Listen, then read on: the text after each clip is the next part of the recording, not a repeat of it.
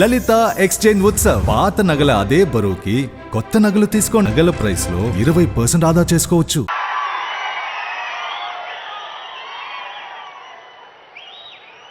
ఇటువంటి వాళ్ళు రోజు కూడా ఇటువంటి వాళ్లకు కూడా సమాధానం ఇచ్చుకోవాల్సి రావటమే నిజంగా కలికాలం అంటే అని చెప్పి కూడా అనిపిస్తుంది. ఎందుకనంటే ప్రతి ఇంట్లో కూడా కనిపిస్తా ఉంది జరిగిన ఇంత మంచి, అయినా కూడా రోజు అబద్ధాలు, రోజు మోసాలు, రోజు ఈ మాదిరిగానే వాళ్ళు ఎక్కువ మంది వాళ్ళు ఉన్నారు కాబట్టి, వాళ్ళ వైపునే పత్రికలు ఉన్నాయి కాబట్టి, వాళ్ళ వైపునే టీవీ ఛానళ్ళన్నీ ఉన్నాయి కాబట్టి వాళ్ళు ఏమి చెప్పినా చెల్లుబాటు అవుతుంది అని చెప్పి వాళ్ళు రోజు అబద్ధాలతో వండించడం, ఆ అబద్ధాలతో వండించిన దానికి కూడా సమాధానాలు చెప్పుకోవాల్సిన పరిస్థితి అని అంటే దీన్నే కలికాలము అని అంటే. ఏ మంచి చేయకపోయినా కూడా, ఏ స్కీములు కూడా ఆయన అమలు చేయకపోయినా కూడా కేవలం మోసాలే ఆయన చేసినప్పటికీ కూడా చంద్రబాబుకేమో స్టార్ క్యాంపెయినర్లు దండిగా మంది ఉన్నారు. స్టార్ క్యాంపెయినర్లు అంటే బాబును కోసం చంద్రబాబును భుజానెత్తుకొని మోసే ముఠ చాలా మంది ఉన్నారు ఆయనకు. ఆయన ఏ మంచి చేయకపోయినా, ఆయన ఏ స్కీములు ఇవ్వకపోయినా, ఆయన మోసాలే చేసినా కూడా ఆయన గురించి డంకా బజాయించేందుకు, ఆయనను భుజాన ఎత్తుకునేందుకు చాలామంది స్టార్ క్యాంపెయినర్లు చంద్రబాబు నాయుడు గారికి ఉన్నారు. పక్క రాష్ట్రంలో, మన రాష్ట్రంలో ఎవరు ఉండరు, పక్క రాష్ట్రంలో ఉంటారు. వాళ్ళ ఇళ్ళు, వాళ్ళ సంసారాలు, వాళ్ళ కాపురాలు అన్నీ పక్క రాష్ట్రంలోనే ఉంటాయి. పక్క రాష్ట్రంలో పర్మనెంట్ రెసిడెంట్గా ఉన్న దత్తపుత్రుడు వీళ్లకు ఒక స్టార్ క్యాంపెయినర్ అయితే, పక్క రాష్ట్రంలో పర్మనెంట్ రెసిడెంట్గా ఉన్న ఆ చంద్రబాబు నాయుడు గారు వదిన గారు,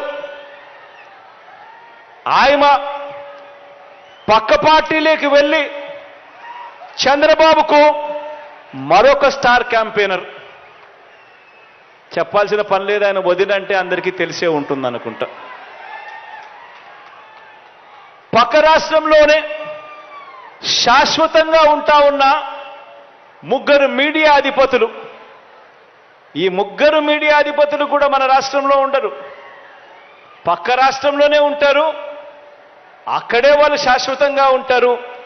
కానీ అక్కడ ఉన్న ఆ మీడియా అధిపతులు, ఓ ఈనాడు, ఓ ఆంధ్రజ్యోతి, ఓ టీవీ5, వీళ్ళందరూ కూడా బాబుకు స్టార్ క్యాంపెయినర్లే.